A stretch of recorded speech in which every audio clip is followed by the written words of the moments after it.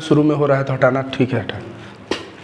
दोस्तों नमस्कार, मेरा नाम रविकांत भारती है। अचानक से मार्केट में एक ऐसा खबर आया कि हमास ने इजराइल पे जोरदार हमला कर दिया, 5000 रॉकेट छोड़ दिए और साथ ही साथ हमास के कई लड़ाकू जो है पैराशूट से उतरने लगे जमीन पे।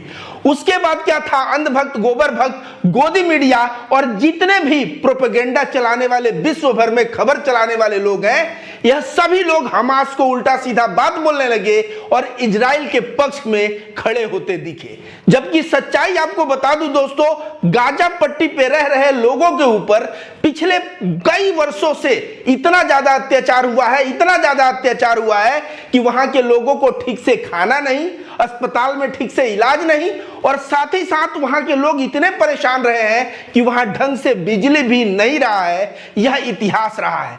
इजराइल की क्रूरता की अगर इतिहास आप पढ़ेंगे तो मैं बता दूं, जो लोग आज सपोर्ट कर रहे हैं इजराइल को, जरा अटल बिहारी वाजपेयी के उस भाषण को देखो जिसमें वह कहते हुए नजर आ रहे हैं। लेकिन मध्य पूर्व के बारे में यह स्थिति साफ है कि अरबों की जिस जमीन पर इजराइल कब्जा करके बैठा है वो जमीन उसको खाली करना होगी। मध्य पूर्व का एक ऐसा हल निकालना पड़ेगा जिसमें आक्रमण का परिमार्जन हो और स्थायी शांति का आधार बने।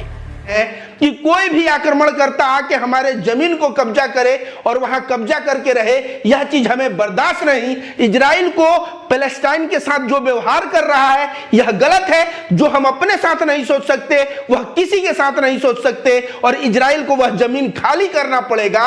अटल बिहारी वाजपेयी का जोरदार भाषण है। और आपको बता दूं कि इजराइल के समर्थन में कौन खड़े हैं। यह खड़े हैं वही लोग जो मणिपुर पे लड़कियों को नंगा घुमाया जा रहा था, उस मामले पे शांत थे।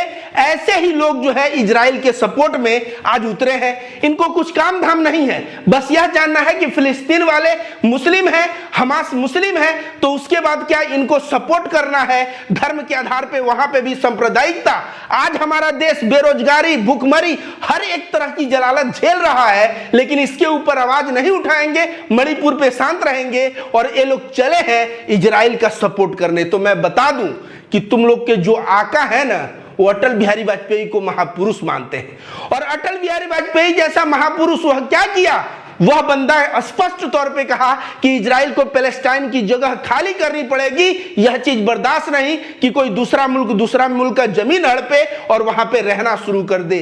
इस तरह अटल बिहारी वाजपेयी का भाषण है। दोस्तों आप सभी को मैं बताता हूं कि देखिए, यह जो है ओरिजिनल चित्र मैंने लिया है मानचित्र में। आप सभी को पता है कि विश्व में 1947-48 में बहुत सारे देश आजाद हुए थे और पार्टीशन हुआ था, जैसे south Korea, north Korea, India, Pakistan. वैसे ही पैलेस्टाइन, जिसको हम लोग हिंदी में फिलिस्तीन कहते हैं, और इजराइल का बंटवारा हुआ।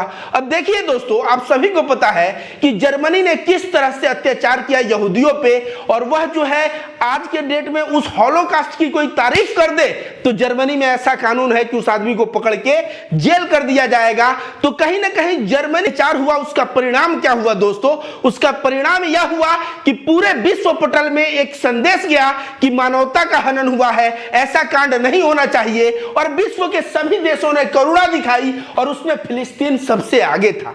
फिलिस्तीन में यहूदी लोग जमीन खरीद खरीद के बसने लगे और यहाँ पे यहूदी लोग अपना जमीन खरीद के इस देश में बसने लगे और उस देश का नाम फिलिस्तीन था। 100% देखिए फिलिस्तीन का मानचित्र ए है। लेकिन 1948 में हुआ कि यहूदियों को एक देश दिया जाएगा और यूनाइटेड नेशन ने विभाजन किया। और विभाजन किया तो देखिए, ये सफेद वाला पार्ट इजराइल और हरा वाला पार्ट ये क्या है, यह फिलिस्तीन है। देखिए यहाँ पे 44% ही फिलिस्तीन बचा, 56% फिलिस्तीन क्या किया गया, दे दिया गया इजराइल को। तो कहीं ना कहीं वहीं पे एक नाइंसाफी हो गई थी।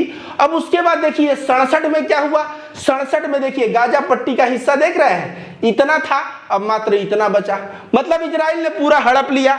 इसके बाद देखिए यहाँ पे बीच में इजराइल का सफेद वाला पार्ट जो दिख रहा है, इजराइल ने क्या किया कि यह सफेद वाले पार्ट से इधर और इधर जो है फिलिस्तीन को हटा के आप देखिए इधर भी जो है इजराइल ले लिया। और अभी वर्तमान में कंडीशन देखिए, ये जो हरा वाला भाग जो पूरा दिख रहा है, यह हरा वाला भाग भी अब पूरा ढंग से बचा नहीं है। देखिए बीच में सफेद हरा, मतलब कि फिलिस्तीन में जो उसकी मुख्य भूमि थी, अब देखिए कहां से कहां तक चली आई और अब वहां इजराइल के पास कितना हो गया, 85% जमीन हो गया है और फिलिस्तीन मात्र 15% बचा है। ऐसे में फिलिस्तीन के लोग अब सामने आके अपनी आजादी की लड़ाई की घोषणा किए हैं, स्वतंत्रता संग्राम की घोषणा किए हैं और वे लोग जो है बड़े मात्रा में जाके इजराइल के ऊपर हमला करते हैं। रॉकेट से हमला होता है और कहा जाता है कि मोसाद वहां का बहुत जबरदस्त खुफिया एजेंसी है, कोई चीज बिफोर टाइम पता लगा लेती है, वह पता नहीं लगा पाई। यहां तक कि इजिप्ट की एजेंसियां बोली हैं, फिर भी जो है उस पे वो लोग विश्वास नहीं किए और अचानक इतना बड़ा घटना हो गया। इसका मतलब जो ढोल पीटा जाता है ना, ये लोग मोसाद के बारे में ढोल पीटते हैं और इनकी सच्चाई कहीं ना कहीं आज सामने आ गई कि मोसाद के नाकों के नीचे से इतना बड़ा घटना हो गया, इतना बड़ा हमला हो गया। आज देखिए आपको मैं दिखा दूं, यह गाजा स्ट्रिप है और इसकी लंबाई जो है ना 41 किलोमीटर है, 41 किलोमीटर, और इसकी चौड़ाई कितनी है, 12 किलोमीटर इसकी चौड़ाई है। कहीं कहीं यह चौड़ाई पतली भी हुई है तो 6 किलोमीटर पतली है। मतलब इतने छोटे जगह में 23 लाख लोग रहते हैं। कितने लाख लोग रहते हैं, 23 लाख लोग। सोचिए कितना कंजस्टेड वे लोग रहते हैं। इसीलिए इसको जेल भी कहा जाता है कि यह एक जगह नहीं, एक बड़ा सा जेल है। आप देखिए यहाँ पे देख सकते हैं। और अंत में इन्हीं को जो है गाजा को इजराइल अपने में मिलाना चाहता है, यही प्लानिंग है और इसीलिए वह धमकी दे रहा है कि गाजा नहीं बचेगा। आप बताइए, गाजा नहीं बचेगा तो गाजा के जो 23 लाख लोग हैं, उन 23 लाख लोगों की क्या गलती? 2008 के बाद देखा जाए तो 1,33,000 लोगों में से कुछ लोगों की जान गई है, कुछ लोग घायल हुए हैं, जिसमें 35,000 बच्चे हैं। अब इसके लिए जो बच्चों पे इजराइल बम गिरा रहा था, हमला कर रहा था, उस वक्त उसको बच्चे औरतें नहीं दिख रही थी। मैं कह रहा हूं कि चाहे हमास बच्चे और औरतों पे हमला कर रहा हो वो भी गलत है, इजराइल कर रहा है वो भी गलत है। यहां बच्चों को और महिलाओं को और आम नागरिक को इसमें नहीं घसीटना चाहिए। लेकिन अभी जो गाजा पे स्टेटमेंट आया है कि गाजा सिटी नहीं बचेगा, यह एक बहुत ही बुरा स्टेटमेंट है इजराइल के द्वारा। इस स्टेटमेंट को इजराइल को वापस लेना चाहिए, क्योंकि वहां 23 लाख जिंदगियां हैं। अगर 23 लाख जिंदगी चली जाती है, वहां के बच्चे मरते हैं, महिलाएं मरती हैं, आम नागरिक मरते हैं, आप बताइए दोस्तों यह कितना भारी नुकसान होगा आज के मानवता के दृष्टिकोण से। एक बात और बता दें कि हमास को लोग कह रहे हैं आतंकवादी है, आतंकवादी है, आतंकवादी है, और कुछ लोग कह रहे हैं स्वतंत्रता संग्राम, स्वतंत्रता संग्राम, अपने जमीन की आजादी के लिए लड़ रहे हैं। तो हमास को आतंकी संगठन बोला जा रहा है। लेकिन मैं आपको बता दूं कि जितने भी आम सिविलियन को हमास ने कैद किया है, वह कह रहा है मैं इन्हें छोड़ दूंगा। एक शर्त पे, फिलिस्तीन की जितनी महिलाएं इजराइल के जेल में बंद है, पहले उनको छोड़ो। मतलब अपने देश की महिलाओं को आजाद करवाने के लिए यह कह रहा है कि इजराइल के जितने भी आम नागरिक को, बच्चों को और जिसको भी बंदी बनाया है, हमास छोड़ने को तैयार है। दूसरी तरफ हमास कह रहा है कि इजराइल के जितने हमने सैनिक पकड़े हैं, उन सभी सैनिकों को छोड़ने के तैयार हैं। इसके लिए फिलिस्तीन के जितने भी व्यक्ति को वहां पे बंदी बना के गिरफ्तार करके इजराइल के जेल में रखा गया है, उसको छोड़े इजराइल।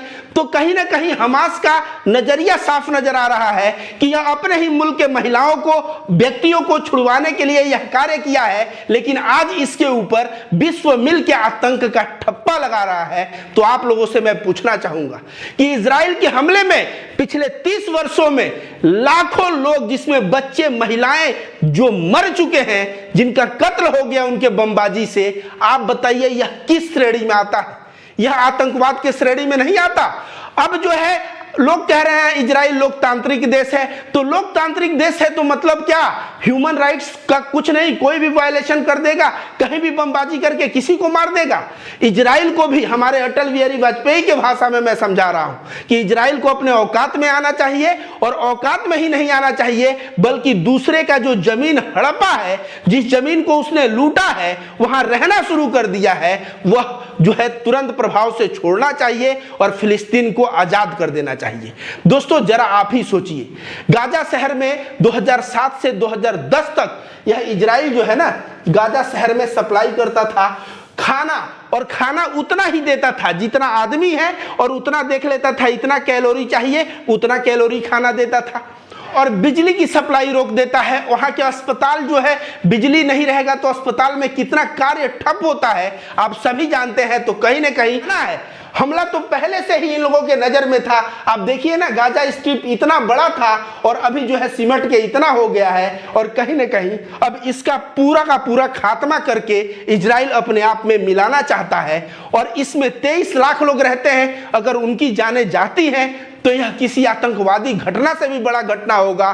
हम मानव के जीवन के मूल्य सिर्फ इसलिए कि वह दूसरे देश के हैं और उसका हम कद्र न कर सके, वहां के बच्चों और महिलाओं के जीवन का कद्र न कर सके, तो समझिए कि भले ही हम कितना बड़ा लोकतंत्र की दुहाई देने वाले बने, लेकिन लोकतंत्र की दुहाई तो छोड़िए, हमारे अंदर एक निर्दयी आदमी बसता है। और जितने भी अंधभक्त हैं, इनको यह नहीं समझ में आ रहा है कि महिलाएं, बच्चे अभी तक फिलिस्तीन के कितने संख्या में मरे हैं।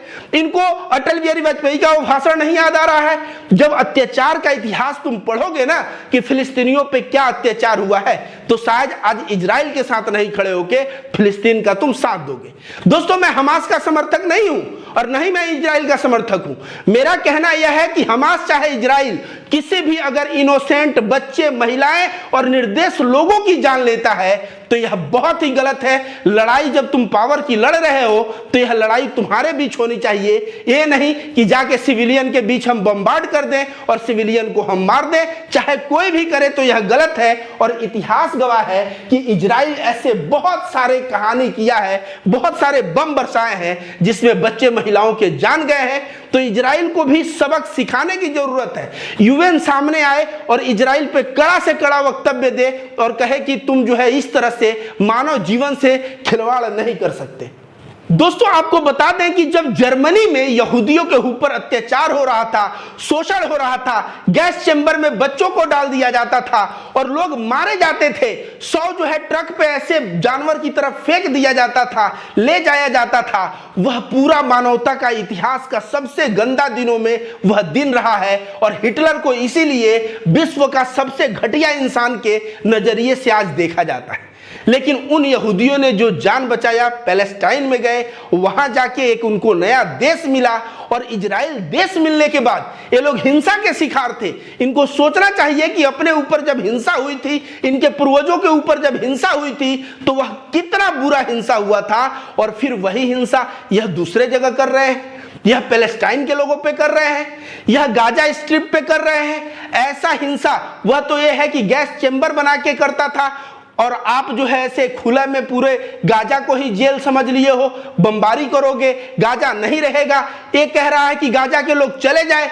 गाजा के लोग कहां जा सकते हैं? गाजा के लोग यहाँ पे हैं, इधर आप देख ही रहे हैं, जाने का जगह नहीं है। इजराइल कहीं इनको जगह दे रहा है कि भाई तुम इस रास्ते निकल जाओ, और कहां जाएं? इजराइल का जो बयान आ रहा है, गाजा के लोग चले जाएं, गाजा नहीं बचेगा, तो इसको जगह तो दो लोगों को यहां से निकलने को। कहां जाएंगे वह जगह दो। इस तरह से बम गिरा के, इस तरह से हिंसा करके, जो तुम्हारे पूर्वज कभी कहे होंगे उनके साथ हिंसा हुआ होगा, तो ऐसा हिंसा दोबारा ना हो और तुम लोग वैसा हिंसा कर रहे हो, तो ये कहीं ना कहीं बहुत ही शर्म की बात है। और जो भी मुस्लिम देशों, चाहे जो भी देश इजराइल के समर्थन में खड़े हैं, मैं कहूंगा कि उनको इतिहास पढ़ने की जरूरत है। और इतिहास पढ़ के देख लें कि इजराइल ने फिलिस्तीन पे जुर्म किया है कि फिलिस्तीन इजराइल पे जुर्म कर रहा है। आप लोग जाके पढ़िए अभी हाल। यह हमास वाले लोग हैं, क्या इनको जान का डर नहीं है? यह क्यों आके कूद पड़े हैं मरने के लिए? वहां की अर्थव्यवस्था गाजा की इतनी चौपट हो गई थी कि वे लोग भूख से मरते। कतर के पास उन लोगों ने कहा है कि मुझे फिनेंशियल मदद करिए, बहुत आर्थिक स्थिति खराब है। तो जब व्यक्ति की आर्थिक स्थिति खराब हो जाती है तो व्यक्ति अपने जीवन के बारे में नहीं सोचता, और इसीलिए ये लोग लड़ाई में उतर आए हैं। इसके लिए यूएन को पूरे विश्व पटल पे इतिहास से लेके वर्तमान से लेके हर एक चीज देखना चाहिए। और इजराइल की गलती हो तो इजराइल को सबक सिखाना चाहिए, और फिलिस्तीन की गलती हो तो फिलिस्तीन को सबक सिखानी चाहिए। और मैं जानता हूं कि ये जो यूरोपीय देश है ना, यह कभी भी इंसाफ नहीं करते। आप बताइए ना, भगत सिंह हमारे लिए कैसे हैं, अति सम्मानीय व्यक्ति हैं। उस भगत सिंह को ये लोग अपराधी और क्रिमिनल लिख के रखे अपने किताबों में। मतलब इनका डिक्शनरी में मतलब यह है कि कोई अपने मातृभूमि के लिए फांसी चढ़ जाए तो इनके नजर में वो अपराधी हो जाएगा, लेकिन हमारे नजर में तो भगत सिंह देशभक्त थे।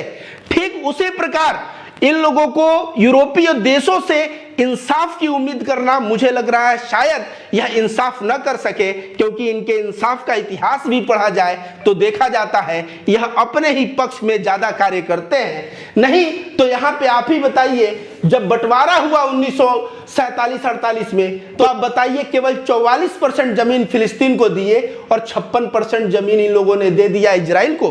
क्या यह इंसाफ है? इसके बाद इजराइल एक एक करके देखिए यहां पे पकड़ते आया है।